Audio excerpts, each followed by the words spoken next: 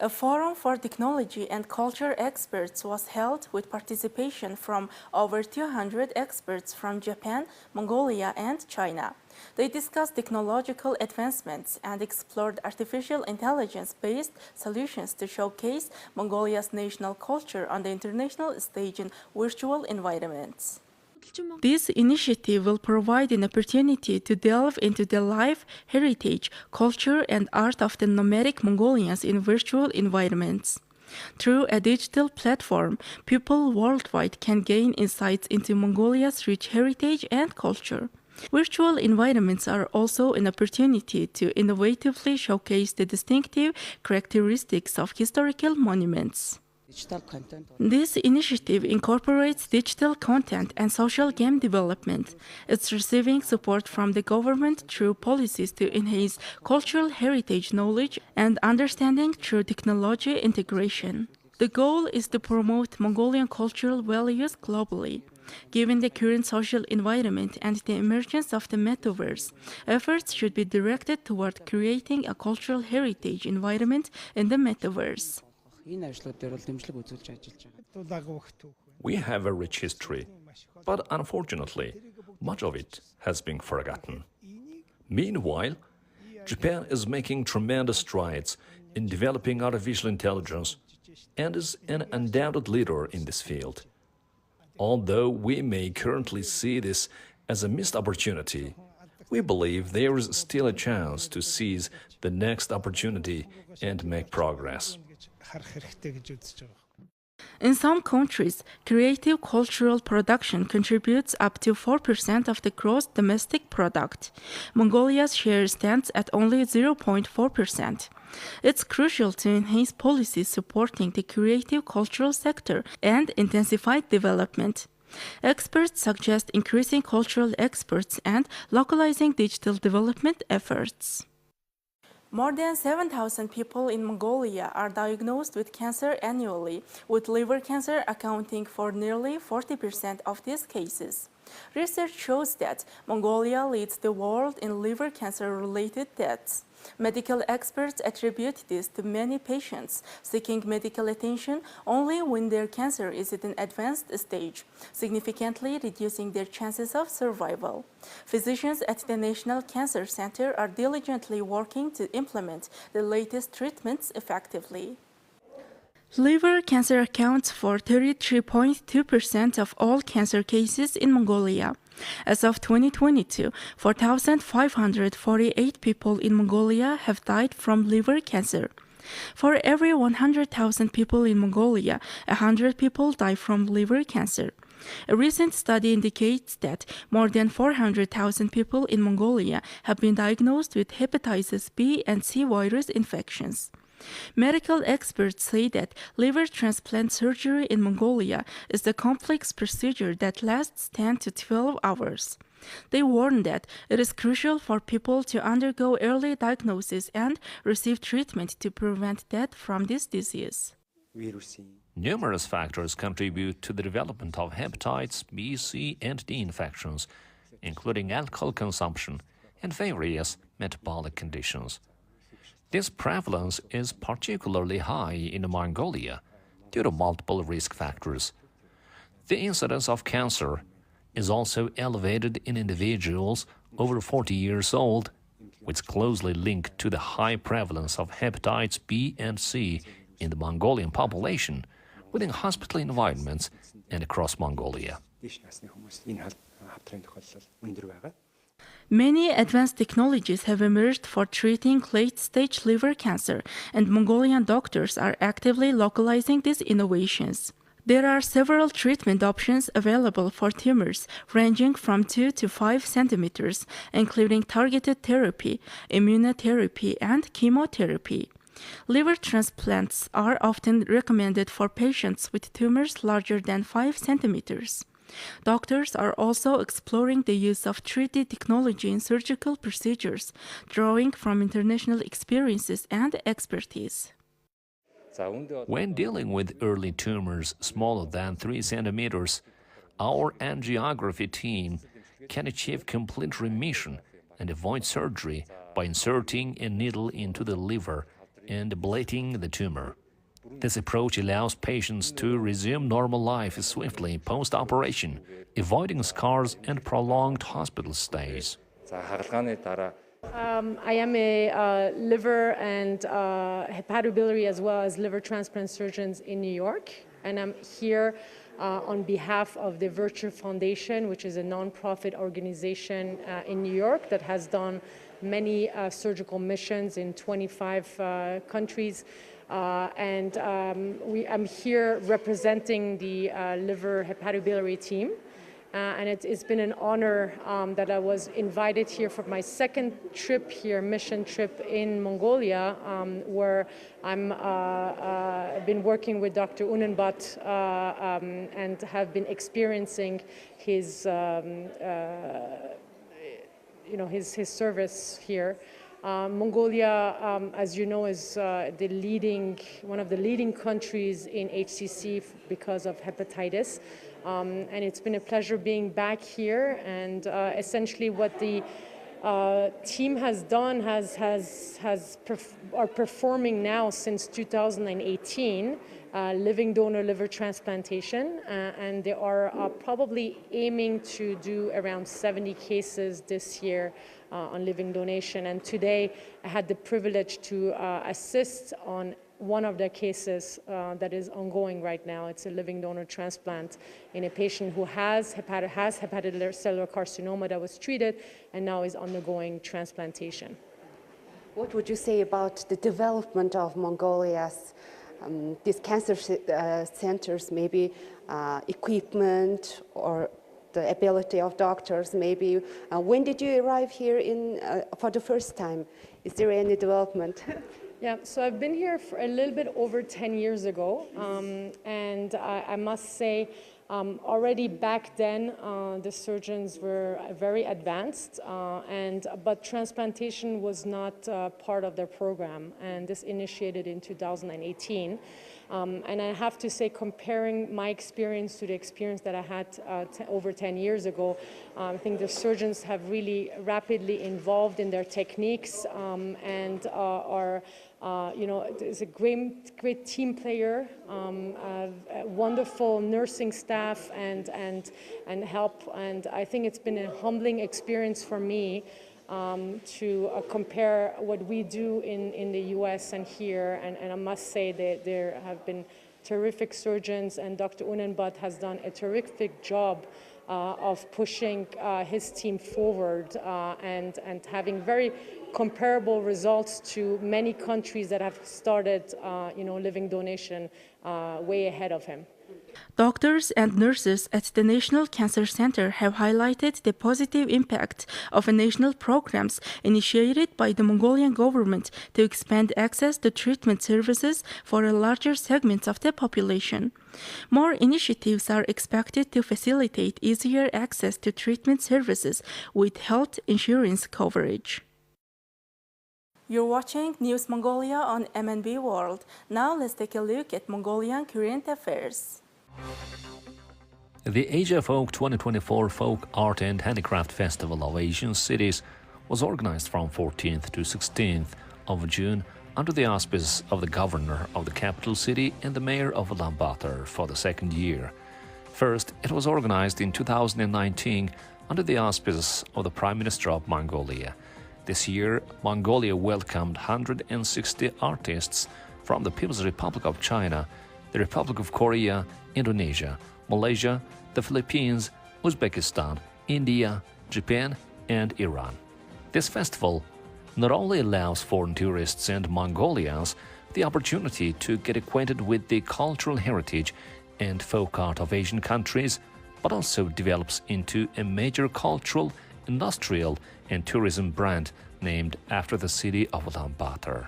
The festival was organized with the help and support of the capital city's Culture and Arts Department, Ulaanbaatar City's Small and Medium Enterprise Support Center, and Artler Culture NGO, and the World Association of Folklore Festivals.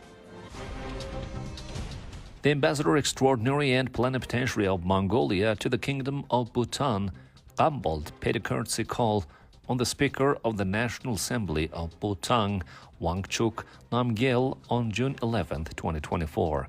Upon warmly receiving Ambassador Gambold and the Mongolian delegation, the Speaker expressed his gratitude to Mongolia for providing scholarships to Bhutanese students to study traditional medicine and supporting Bhutan's livestock farming.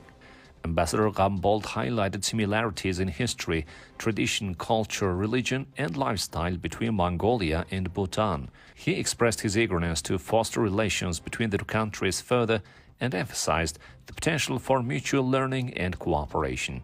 At the meeting, the two sides exchanged views on strengthening diplomatic relations and identifying avenues for expanding cooperation in various fields, including the exchange of ideas and experience between the parliaments of the two countries. The two parties reaffirmed their commitment for forging a strong partnership that would bring mutual benefits for the two countries. The 2024 regular elections for the State Great Khural, or Parliament of Mongolia, are scheduled to take place on June 28, 2024. Votes from citizens residing abroad will be collected from June 20th to 23rd, 2024. A total of 1,337 candidates from 19 parties and 2 coalitions, as well as 42 independent candidates, will run for the 2024 regular elections for the State Great Khural of Mongolia. There will be 2,238,000 eligible voters. The elections for the State Great Khural shall be conducted by a mixed electoral system. 78 members shall be elected by majority representation, and the remaining 48 members shall be elected by proportional representation. According to the resolution, in alignment with Mongolia's regional development concept, IMARCs were divided into 7 zones, whereas the capital city was divided into 6 zones, resulting in the establishment of 13 electoral constituencies for the State Great Khural of Mongolia. Election campaigning commences on the day candidates are issued their identity cards and concludes 24 hours before polling day or before midnight on the day preceding polling day. Therefore, it's permissible to engage in electoral campaigning from June 10th until June 26, 2024. International observers and journalists play an important role in not only informing and promoting Mongolia's election activities worldwide, but also in identifying issues for consideration. The Organization for Security and Cooperation in Europe's Office for Democratic Institutions and Human Rights will monitor the electoral process in its member countries and will provide reports and recommendations. According to past elections, over 300 observers typically come from the organization. The General Election Committee has extended invitations to international organizations and election bodies of foreign countries to observe the 2024 regular elections for the State Great Khural of Mongolia. Thank you for staying with us. Now let's take a look at currency exchange rates provided by Mongol Bank.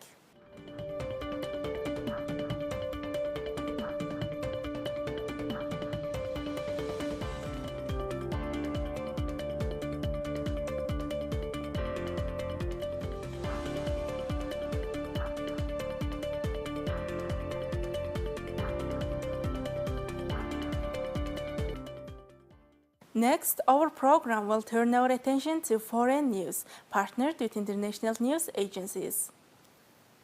Dozens of world leaders gathered at a Swiss resort on Saturday to discuss pathways to peace in war-torn Ukraine. However, any hopes for a significant breakthrough were tempered by the noticeable absence of Russia. 3 years into the conflict, the warring parties remain deeply divided.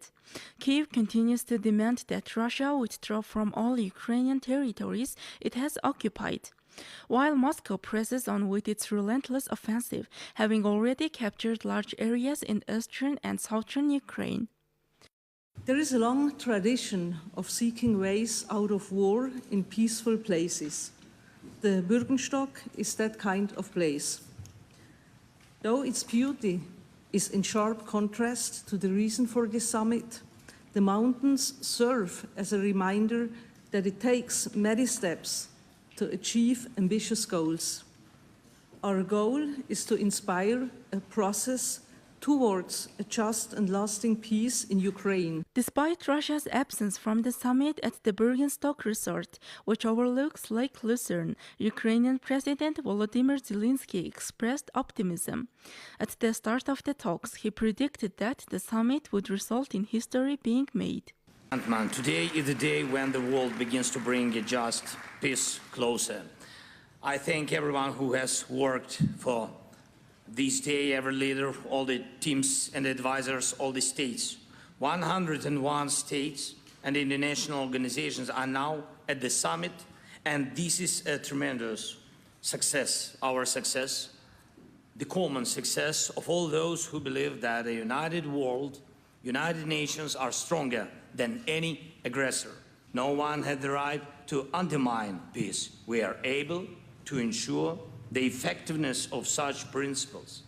These are globally important principles. And I'm grateful to you, distinguished leaders and representatives of states and international organizations, for proving that the world may not fall into total war anymore. In his address to the conference, Zelensky stated that the summit could potentially pave the way for ending the conflict. The Swiss hosts noted that over 50 heads of the state and government, along with around 100 delegations from European bodies and the United Nations, were expected to attend the gathering.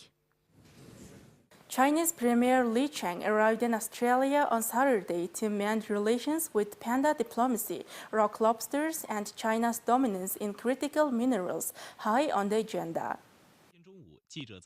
Li Chang, China's most powerful politician after President Xi Jinping, will visit Adelaide Zoo, a lithium processing plant in Kwinana Beach, and Australia's Parliament House during his stay, which ends on Tuesday.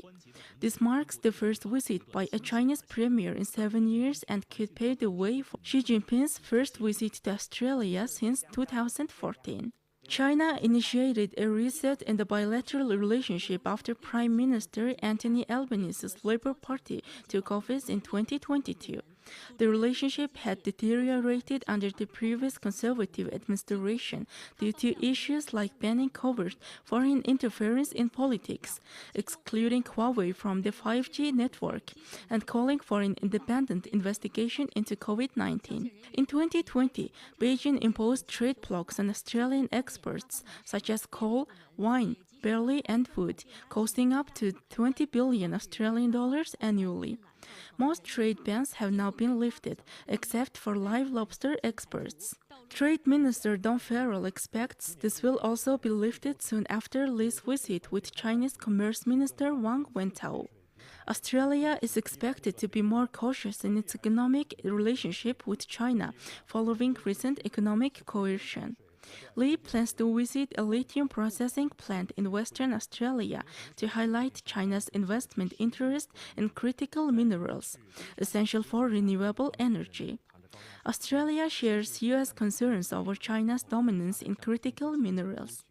Recently, Treasurer Jim Chalmers ordered 5 Chinese-linked companies to divest their shares in Northern Minerals, a rare earth mining company.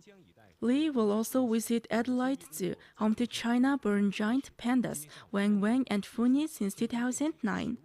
While the economic relationship is improving, security tensions remain. A Lowy Institute poll found 53% of Australians see China as more of a security threat than an economic partner. During an annual leaders' meeting on Monday, Albanese plans to raise concerns about recent military clashes in the South China Sea and Yellow Sea. Li is visiting New Zealand, Australia, and Malaysia on his trip. He left New Zealand on Saturday, praising China and New Zealand as good friends. His next stop is Malaysia, where bilateral relations are complicated by competing claims in the South China Sea. Well, that's all for today. Thank you for staying with us. We will see you tomorrow with more news and updates. Goodbye.